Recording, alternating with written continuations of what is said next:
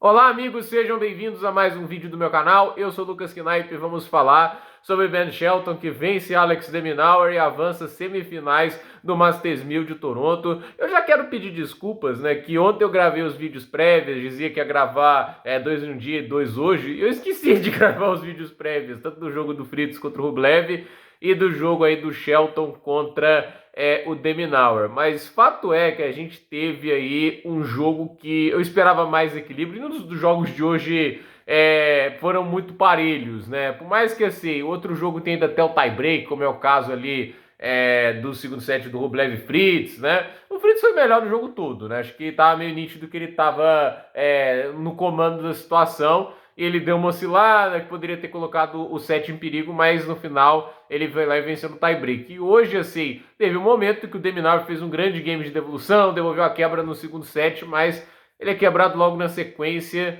E esse jogo, assim, me surpreendeu muito a atuação do Shelton, a melhor atuação do Shelton no ano, com muita facilidade, né? Porque o Shelton não só jogou muito bem, né? Tipo, ele jogou de maneira inteligente, né? Eu acho que ficou nítido que, assim, antes do jogo, o pai dele ou ele tomaram a decisão de, olha, não vou ganhar esse jogo se eu ficar agressivo demais. Eu vou ter que trocar bola, eu vou ter que saber sofrer, eu vou ter que correr de um lado para o outro, porque esse cara aqui vai me fazer pagar caro se eu errar muito. Porque o de Minaur é o cara que gosta de fazer isso, de induzir ao erro, e o Shelton é um cara que normalmente é muito ansioso, que gosta de atacar antes da hora.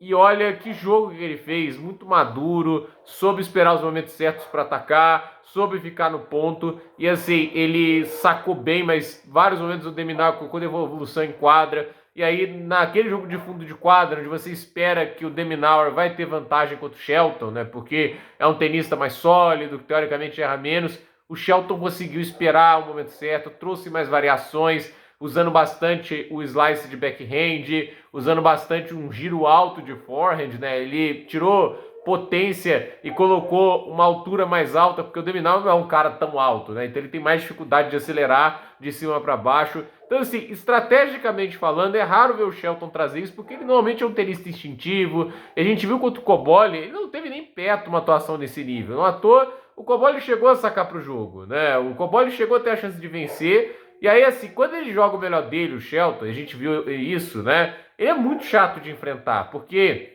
e tem recurso para encerrar ponto rapidamente, né? Esse forehand dele tem muita potência, tem muita velocidade, é um golpe que bem executado machuca qualquer tenista.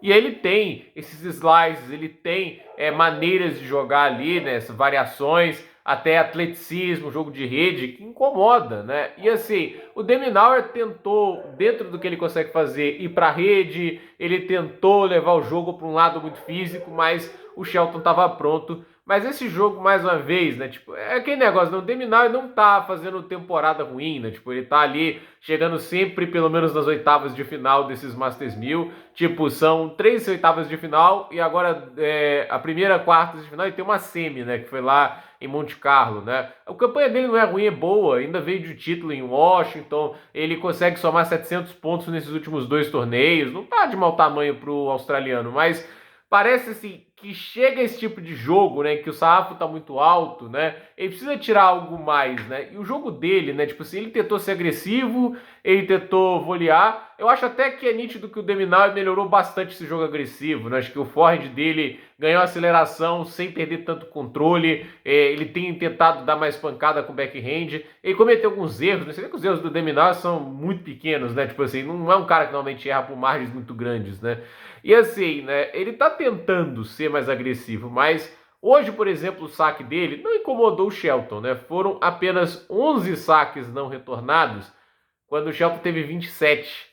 E aí é aquele negócio, o saque do Shelton faz muita diferença no jogo, e assim, ao mesmo tempo que faz muita diferença, o de Minaur não incomoda uma devolução que está longe de ser a das melhores. O Shelton não é o melhor devolvedor do circuito, mas a questão é, o saque do de Minaur não tem nem a velocidade, nem o kick, nem a variação que possa incomodar tanto o tenista americano, né? Mesmo que ele vá para um slice, mesmo que ele vá aberto, fechado, é aquele negócio, não vai rápido o suficiente para desequilibrar o Shelton. Ele quase sempre tem a condição de colocar a bola em quadra.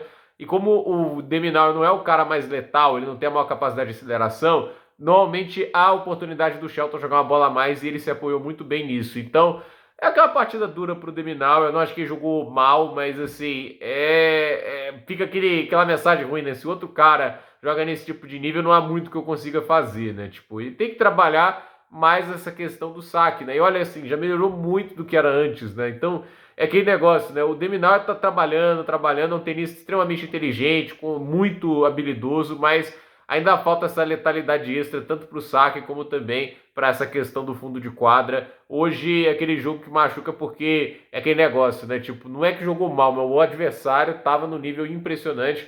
A minha pergunta é, vai conseguir repetir isso contra o Fritz? Eu acho muito difícil pelo fato de que o Fritz saca muito melhor do que o Deminaur, então assim, ele vai ter menos oportunidades de devolver, menos ritmo, e a bola do Fritz é consideravelmente mais rápida do que a do Deminaur no fundo de quadra. Por exemplo, uma bola que sobrar no forehand do Fritz, o Fritz vai machucar e muito mais do que o Deminaur. Óbvio que o Fritz, numa troca de fundo de quadra, né, ele não vai ter a velocidade do Deminaur, a capacidade defensiva, ele não vai sustentar tanto no ponto assim, mas por outro lado, como eu disse, né, ele tem muito mais repertório ofensivo. E eu acho que isso, né, tipo, de cortar o tempo de reação do Shelton, de ser um tenista que vai tirar um pouco da ofensividade do americano, pode ser algo que deixe o Shelton um pouquinho mais desconfortável. Mas é ver o que vai acontecer. É um jogo que só aconteceu, pelo que eu me lembro, só uma vez, né? Se não me engano, em John Wells em 2023, com a vitória do Fritz. Só agora tá voltando a se repetir.